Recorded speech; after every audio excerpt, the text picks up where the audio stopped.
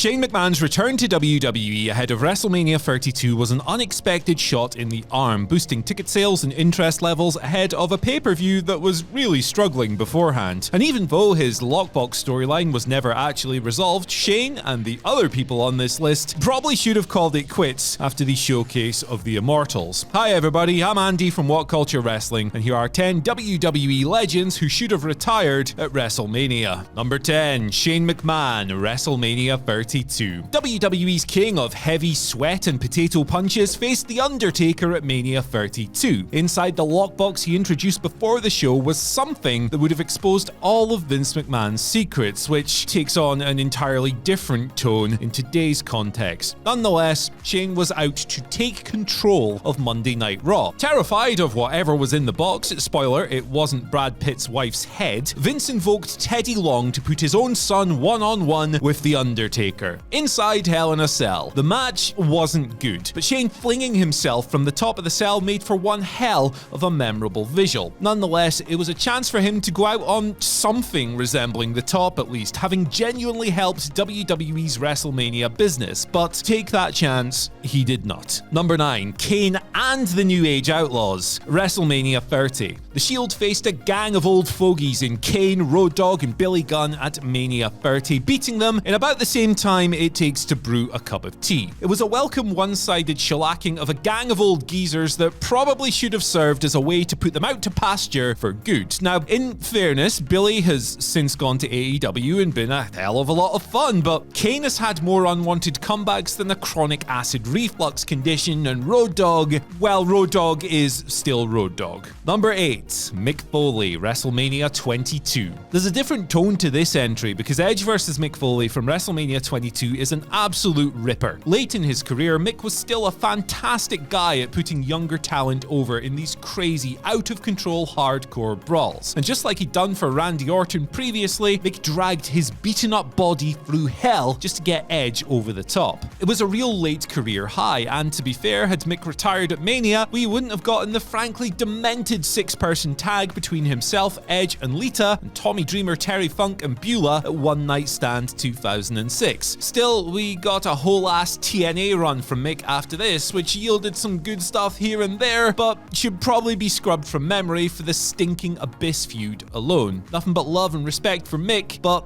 this would have been the perfect point. Number 7, Vince McMahon, WrestleMania 17. WrestleMania X7, in my view, and many others in fact, is the greatest WWE show of all time, and Vince vs Shane was a wonderful blast of pure pantomime nonsense. It was perfect. A McMahon in every corner was frankly absurd and yet utterly delicious, with Linda getting out of her wheelchair and low-blowing Vince right in the ghoulies getting a crazy pop. It was a fun slice of daftness on a card crammed with great matches, and it should have been the end of Vince McMahon between the ropes. We can only hope that WrestleMania 38 was the actual end, to be honest, because I'll be having nightmares about that Pat McAfee match until my end of days. Number 6, Kurt Angle, WrestleMania 34. At WrestleMania 34, Kurt Angle played a complimentary role in one of the greatest rookie matches of all time, teaming with Ronda Rousey against Stephanie McMahon and Triple H in an electrifying first wrestling outing for the UFC legend. The following year at Mania 35, Kurt lost to Baron Corbin in a wet fart of a 6-minute farewell match that ultimately did nothing to boost Corbin in the long term before showing up on Raw a couple of nights later and getting smashed up by Lars Sullivan. 2 intended rubs by WWE, neither of which worked out. Kurt's career ended on a whimper at WrestleMania 35. Had he bowed out the year prior, this wouldn't be the case. Number 5, Hulk Hogan, WrestleMania 18. This is a really simple entry. Hulk Hogan vs The Rock was brilliant, 5-star sports entertainment. The overwhelming majority of everything Hogan has done since then has been absolute pish, which is why he should have retired after WrestleMania 18. Now, facetiousness aside, this was an absolutely perfect match, a masterclass of doing so much with so little. The Hulk up spot alone is enough to put your arm hairs on end, brother, and his emotional loss here would have been the ideal spot for the Hulkster to bow out. But bow out he did not, and the less said about his ensuing years, the better. Number 4, Triple H, WrestleMania 32. Nestled deep in the heart of WWE's failed attempts at making Roman Reigns the top babyface in the territory is this. Not the worst WrestleMania match that either man has ever had, but a rough time nonetheless. Triple H painting himself as some kind of authority-endorsed alpha villain, becoming world champion, winning the Royal Rumble and putting Reigns over at WrestleMania 32 sounds effective on paper, but Reigns had been through far too much bollocks as a failed babyface, and the whole thing was far too transparent to work. It was an awkward, stodgy-ass match as well, and although Triple H was frankly magnificent in Ronda Rousey's debut a few years later, most of us could probably have done without many of the self-indulgences that happened after that, or between that and the Reigns match, which sucked. Number 3, The Rock, WrestleMania 28. It has been repeated so many times at this stage that it's pretty much a cliche now, but once in a lifetime should have stayed once in a lifetime. John Cena versus The Rock would have stood as a timeless collision of two eras, of two gigantic megastars that just missed each other in real time had it only happened once. Instead, WWE, to diminishing returns, decided that they wanted to try and squeeze even more juice out of the program by extending it another year, putting the WWE title on The Rock and having Cena get his win back the following year. All of this accomplished was raising the ire of one Phillip Brooks, wearing the fans out, and a nothing burger of a WrestleMania 29 match that was inevitably less exciting than the first. And then there was the Eric Rowan thing at Mania 32, which, no, just no.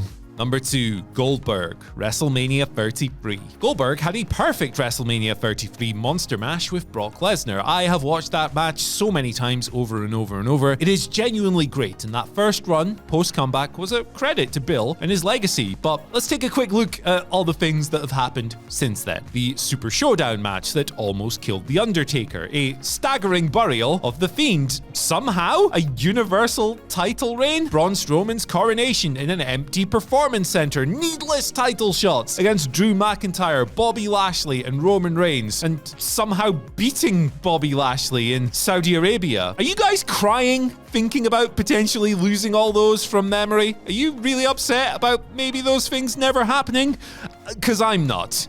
Next, number 1. The Undertaker, WrestleMania 30. One of the greatest WWE storylines in history came tumbling down at WrestleMania 30, where The Undertaker was sensationally toppled by Brock Lesnar, and the streak was over. Whether you think this was the right choice or not, Undertaker's career after that was largely a case of diminishing returns. Now, it wasn't all rubbish. The Graveyard Dogs was an absolute riot, and so was the Boneyard, but there were far more misses than hits. WrestleMania 33 with Roman Reigns was genuinely sad and embarrassing, and the less said about Taker's matches in Saudi Arabia, the better. Apart from the moment where Kane's wig fell off. That was pretty funny. I'd like to keep that. But anyway, as beloved as he still is, The Undertaker has had more near retirements than Terry Funk has had actual retirements. It's all very pro wrestling, and it would be a stretch to say that his legacy has been totally tarnished by these post-Brock matches, but that legacy definitely wasn't enhanced by them either.